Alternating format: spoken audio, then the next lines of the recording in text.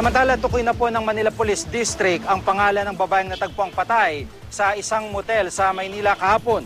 Kinilala na rin nila ang dalawang batang pinaniniwalang anak niya at kasama nilang lalaki. Pero hindi muna inilabas ng mga otoridad ang mga pangalan para hindi raw masunog ang kanilang operasyon. Matapos ng mga ibalita ng GMA News ang insidente, isang mag-asawa nagtungo sa tanggapan ng MPD. Hindi raw nila kaanak ang biktima. Pero sa kanila, raw sana iiwan ng bata sa oras na mag-abroad ito. Ayon pa sa mag-asawa, isang pulis ang karelasyon ng biktima. Hindi pa itinuturing na sospek ng MPD ang karelasyon naman ng pulis ng biktima at patuloy ang investigasyon ng mga otoridad dito. Ang mga bata na nanatili naman sa DSWD habang ang labi ng babaeng pinatay nasa punerarya at wala pa rin kumukuha.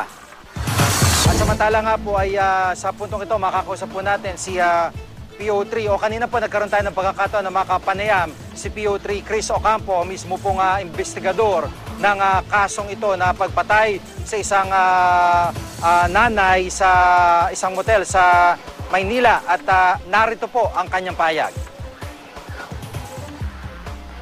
Yung estado ng mga bata hanggang ngayon ay nasa pangangalaga sila ng social welfare, local social welfare sa pamumuno ni Mr. J. De La Puente.